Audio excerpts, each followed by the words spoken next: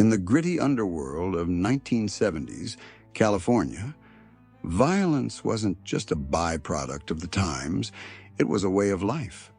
The state was in the grip of chaos. Biker gangs roamed the highways, prison riots filled headlines, and small-time criminals clawed their way into infamy. It was in this world that Dale Bretches came of age, a restless young man drawn to the darker edges of society. Friends and acquaintances would later describe him as volatile, unpredictable, and prone to explosive anger. His early life was marked by instability and aggression, setting the stage for a trajectory that would eventually make his name synonymous with one of the most shocking criminal cases in modern California history. By the late 1970s, Bretches had already developed a reputation for drinking, fighting, and living on the fringes of the law. He was a man who seemed to see confrontation as a form of self-validation. That violent streak would culminate in a deadly encounter in 1979, a barroom fight in San Diego that spiraled out of control. Witnesses recalled a blur of fists, shouts, and broken glass. When it was over, one man lay dead from a savage beating. For Bretches, it was the defining act that sealed his fate. He was convicted of second-degree murder and sentenced to prison, entering a world that would shape not only his life, but also his identity as a man of violence. California's prison system in the late 1970s and early 1980s was a crucible of brutality. Overcrowded, racially divided, and ruled by gangs, it was a place where survival depended on allegiance. The Aryan Brotherhood, a white supremacist prison gang formed in the 1960s, had by then become one of the most powerful and feared organizations behind bars. For men like Bretches, the Brotherhood offered both protection and purpose. It demanded total loyalty, the willingness to kill, and an unflinching adherence to its code. Blood in, blood out. Once you were in, the only way out was death. Inside prison walls, Bretches adapted quickly. Violence, which had once been his downfall, became his currency. He learned the Brotherhood's inner workings, the coded communication, the hierarchy, and the constant struggle for dominance against rival groups like the Mexican Mafia and the Black Guerrilla family. In this closed world, Dale Bretches began to find a sense of belonging. For the first time, his aggression had a direction, his anger a purpose.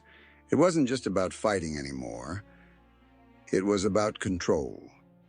Pelican Bay State Prison, where Bretches would later spend much of his time, represented the extreme end of the system. Designed for California's most dangerous inmates, it was a fortress of isolation, concrete walls, steel doors, and perpetual lockdowns. Inmates were confined to their cells for 23 hours a day, allowed out only for an hour of exercise in a concrete yard known as the dog run. Ironically, it was in this world of total confinement that Bretches would later find his most infamous outlet, the breeding of real dogs, animals as violent and loyal as the men who raised them. But before that chapter unfolded, Bretches' reputation inside grew. Other inmates described him as calculating and disciplined, not loud or impulsive, but cold and deliberate.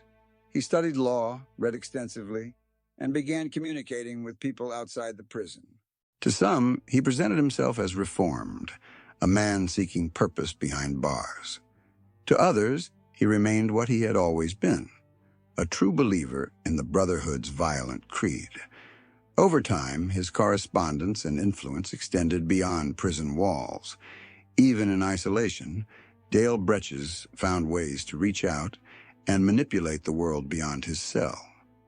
The Aryan Brotherhood's power during these years was staggering. They controlled drug smuggling routes inside the prison, taxed other inmates, and ordered hits across the state.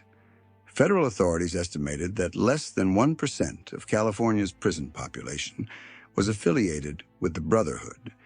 Yet they were responsible for a large percentage of murders behind bars. Within that hierarchy, Bretches and men like him played crucial roles: organizers, communicators, and enforcers. Every message sent, every order given, had to be precise. A single slip could mean death. Outside of prison, society was changing. But inside, time stood still. The same racial tensions, the same hunger for dominance, persisted year after year. For men serving life sentences, violence wasn't just survival. It was identity. By the mid-1990s, Dale Bretches was a seasoned convict, fully entrenched in the Brotherhood's internal economy. He had no hope of parole, no life waiting for him beyond the fences. What he did have was loyalty, intellect, and a knack for turning even confinement into opportunity. It was around this time that Bretches would cross paths with another Brotherhood member, Paul "Cornfed" Schneider.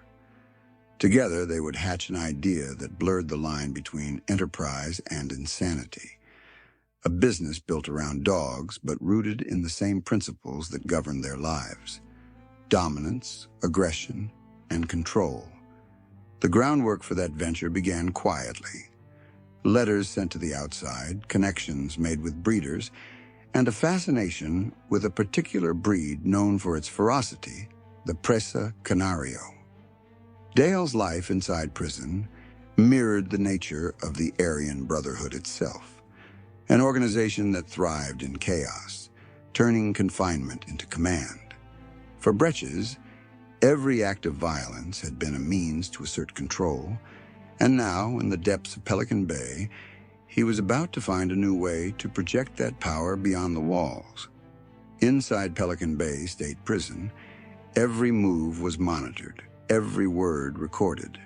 Yet somehow men like Dale Bretches and Paul "Cornfed" Schneider managed to run operations that reached far beyond the cell block. Pelican Bay was designed to be escape-proof, a fortress meant to crush communication and isolate the most dangerous inmates in America. But for the Aryan Brotherhood, isolation became innovation. They learned to exploit the smallest openings: letters written in coded language, phone calls routed through friends of friends, and visits disguised as casual correspondence. Out of this network of secrecy, a strange and deadly business began to take shape. Bretches and Schneider shared an obsession with power, physical, psychological, and symbolic. That obsession found its expression in a breed of dog few people had ever heard of: the Presa Canario. Originally bred in the Canary Islands for guarding livestock and fighting off predators, the Presa was massive, muscular, and intimidating, a living weapon. To men like Bretches, confined to cells and stripped of freedom, the dogs represented everything they had lost and everything they still craved: dominance, control, and the ability to instill fear. Through a web of intermediaries outside the prison, Bretches and Schneider began acquiring Presa Canario dogs and organizing a breeding program.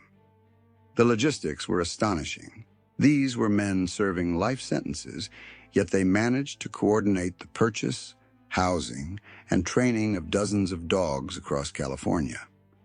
Letters smuggled out of Pelican Bay contained detailed instructions about breeding, feeding, and training regimens. Associates on the outside acted as their proxies, carrying out their commands to the letter.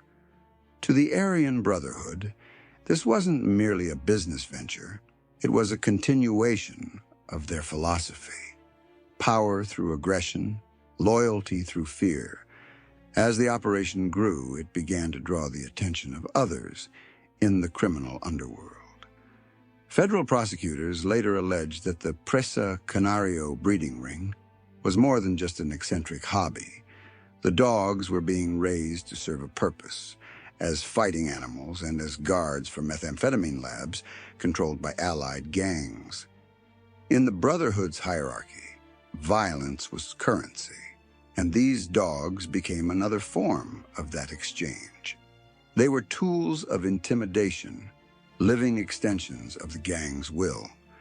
Through intercepted letters and phone transcripts, investigators would later discover that Bretches and Schneider communicated constantly about the dogs.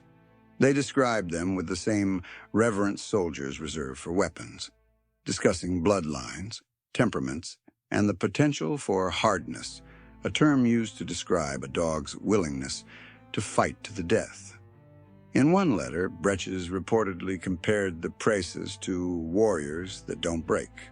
To him, they weren't pets. They were symbols of a primal code, loyal, ruthless, and bred for dominance, just like the Brotherhood itself. The duo's main outside contacts were two well-educated attorneys from San Francisco, Marjorie Knoller and Robert Knoll. The couple first met Paul Schneider through prison correspondence while representing him in legal matters. Over time, the relationship deepened, crossing from professional to personal and eventually into obsession. Schneider, and by extension Bretches, began to influence the couple's lives in profound ways. They became caretakers for the dogs, managing the breeding program on the outside, and even adopting some of the animals themselves. It was a bizarre and dangerous alliance. Two imprisoned gang members directing two educated civilians into a world of violence and control. As the dogs multiplied, so did the problems. Neighbors complained about the noise and aggression. The Presas, weighing over 100 pounds each, were difficult to handle and prone to unpredictable behavior. Still, Knoller and Knoll defended them fiercely, insisting they were misunderstood animals. Behind the scenes, Bretches and Schneider encouraged that attitude, seeing it as proof of their psychological hold over the couple. The power dynamic mirrored that of the Brotherhood itself. Manipulation, dominance, and submission, all hidden beneath a veneer of loyalty. Meanwhile, prison investigators began noticing odd patterns. Mailroom staff intercepted letters filled with strange language and diagrams. Some communications referenced guard dogs for the farm or security work for the crew, coded phrases that hinted at criminal connections. The California Department of Corrections grew suspicious, but the true scope of the operation remained hidden. In the sterile, isolated world of Pelican Bay, it was nearly impossible to trace the chain of command. By the late 1990s, the dog breeding venture had become something of a legend among inmates, proof that even in a maximum security lockdown, the Brotherhood could extend its reach into the outside world. For Dale Bretches, it was more than just business. It was validation. From a concrete cell, he could still command respect, influence lives, and orchestrate operations that blurred the line between crime and enterprise. It gave him a sense of power that even life imprisonment couldn't take away. But power, built on fear, is always unstable. As the Presas grew more aggressive and the handlers less capable of controlling them, the line between discipline and disaster began to blur. In San Francisco, two of those dogs, Bane and Hera, became increasingly dangerous under the care of Knoller and Knoll. Their size and temperament made them nearly unmanageable. Neighbors began to whisper, and complaints reached local authorities. Still, the couple insisted the dogs were gentle giants, loyal companions misunderstood by outsiders. Inside Pelican Bay, Bretches and Schneider continued to direct their care, seemingly unaware, or perhaps unconcerned, about the growing danger. The same obsession with control that defined their lives was now reflected in the creatures they had bred. The Presas were mirrors of their makers, powerful, unstable, and primed for violence. On January 26, 2001, a quiet San Francisco apartment building became the scene of one of the most horrifying attacks in modern urban history. Late that afternoon, 33-year-old Diane Whipple, a lacrosse coach at St. Mary's College, returned home from grocery shopping. As she stepped into the hallway of her Pacific Heights apartment, she was ambushed by two massive Presa Canario dogs, Bane and Hera, animals so large and muscular that neighbors often crossed the street to avoid them. Within seconds, the hallway turned into a killing ground. The dogs lunged with terrifying ferocity, dragging Whipple to the floor, tearing through her clothes and mauling her body with unstoppable force. Witnesses reported screams that echoed through the building. When police arrived, they found the hallway slick with blood. Whipple had been bitten over 70 times and died soon after from catastrophic injuries. The attack sent shockwaves across the nation. How could two domesticated dogs cause such carnage in the middle of one of the city's most affluent neighborhoods? As investigators began piecing together the details, the story grew darker. The dogs' owners, attorneys Marjorie Knoller and Robert Knoll, initially portrayed the event as a tragic accident. But within days, reporters uncovered their connection to Paul Corn-Fed Schneider, an Aryan Brotherhood member serving life in Pelican Bay. Schneider was no ordinary inmate. He was a notorious manipulator who had maintained contact with the couple for years. Further digging revealed that the dogs had originally been bred under the direction of Schneider and his associate, Dale Bretches. The media exploded. Headlines screamed of killer dogs and prison gang masterminds. What had begun as a freak tragedy was now exposed as a tangled web of crime, control, and psychological manipulation stretching from the isolation cells of Pelican Bay to the streets of San Francisco. The public was captivated and horrified. For the first time, people saw how deeply the influence of prison gangs could reach into ordinary life. Two lawyers, educated and respected, had become pawns in the game of two incarcerated killers. As the investigation deepened, the role of Bretches became more apparent. Letters seized from the couple's apartment revealed extensive correspondence between them and the imprisoned men. Some messages contained affectionate, almost worshipful language from Knoller toward Schneider. She had even legally adopted him as an adult son in a bizarre twist of loyalty. But the letters also discussed the dogs in chilling detail: their training, their aggression, and their role in a potential business enterprise. Authorities discovered that the Presas were not pets, but part of a larger breeding and sales operation orchestrated from within Pelican Bay. It was a business venture tied to the Aryan Brotherhood, one that blurred the lines between animal breeding and criminal enterprise. The courtroom scenes that followed were a spectacle unlike anything California had seen in decades. The prosecution painted Knoller and Knoll as reckless enablers, driven by ego and manipulation. They had ignored countless warnings about the dog's behavior, even as neighbors lived in fear.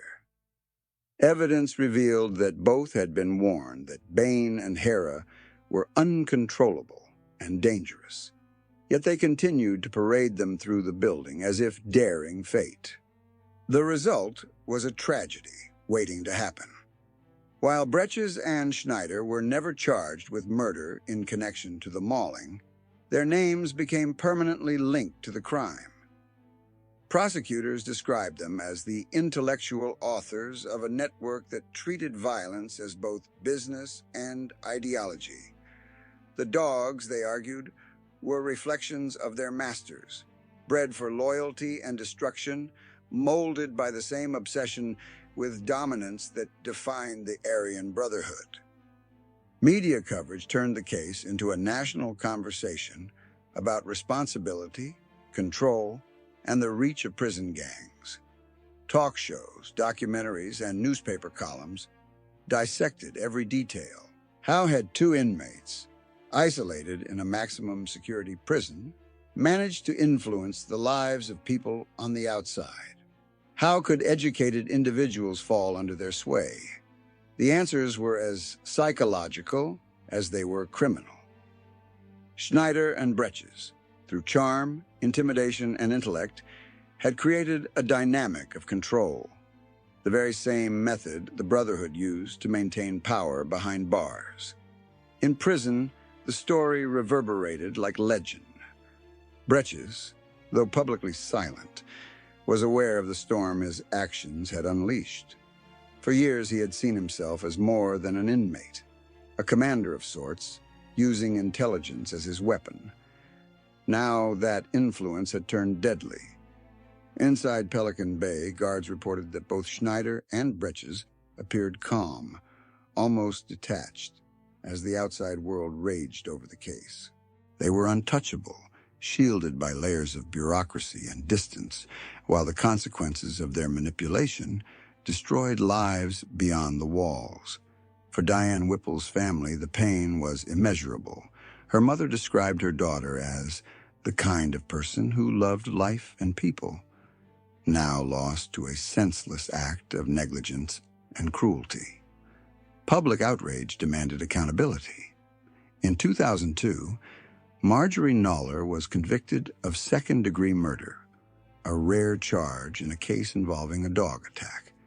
Her husband, Robert Knoll, was convicted of involuntary manslaughter. Both were disbarred. The verdicts were seen as a partial measure of justice, though the true architect, the men behind the bars, faced no new charges for their indirect role in the tragedy. As the story faded from headlines, its impact endured. The dog mauling case, as it became known, exposed the porous boundaries between prison and society, showing that the reach of organized crime extended far beyond concrete walls. It also revealed how charisma and control could transform ordinary people into instruments of destruction. In the years following the Diane Whipple mauling, Dale Bretches became both infamous and invisible.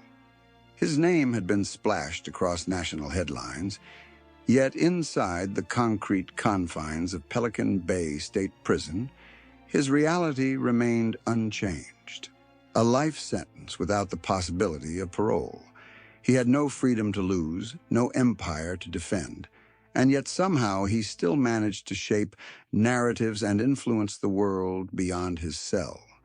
For the state of California, Bretches represented a failure of containment, proof that the most secure prison in the nation could not silence a man determined to project his will outward.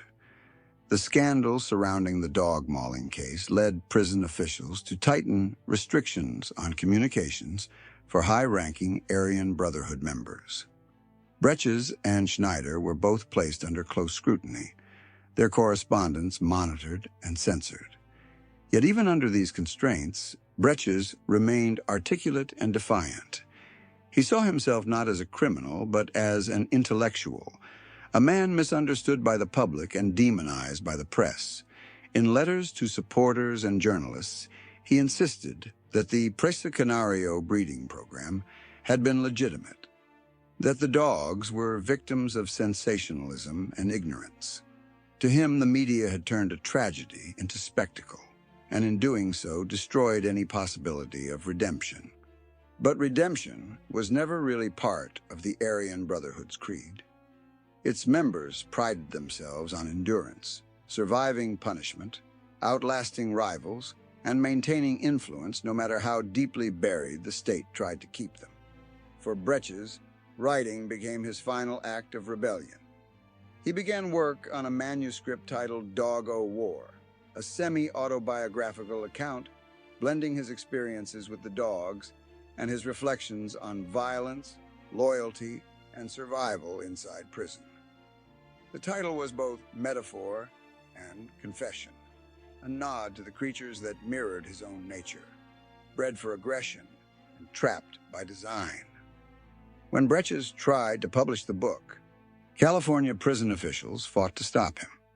They argued that allowing a convicted murderer and gang member to profit from his notoriety was unethical. The legal battle dragged on for years, but in 2012, Bretches reached a settlement that allowed the book's release under one condition. Any profits would go to a charity approved by the prison system. It was a symbolic victory. Bretches had once again managed to defy the institution that sought to silence him.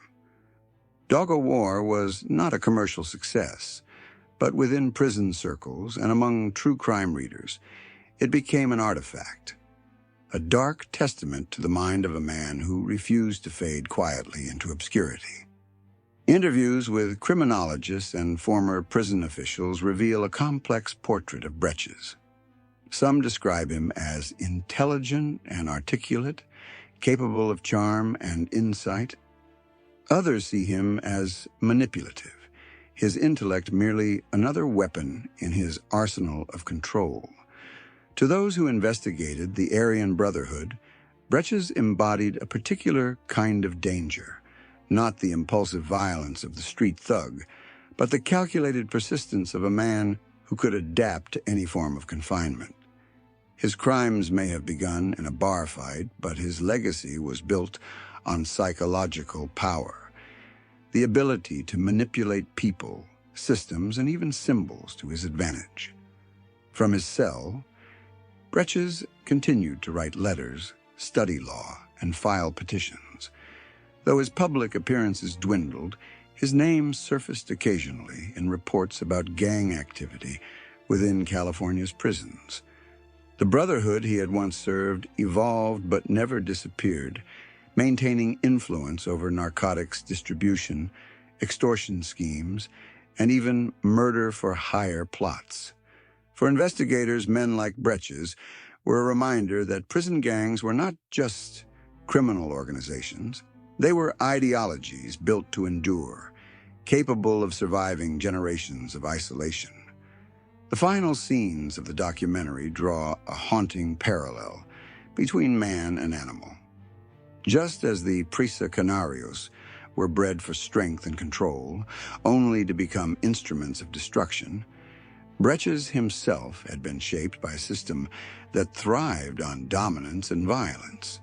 The institutions that confined him also reinforced the very instincts that had brought him there. In a sense, both the man and the dogs were products of captivity, trained to survive, but not to live. Inside Pelican Bay, time has little meaning. Days bleed into years, years into decades. Dale Bretches, now an aging inmate, remains locked away, serving a sentence that will only end in death. His life is a cautionary tale of intellect corrupted by power and of control pursued at any cost.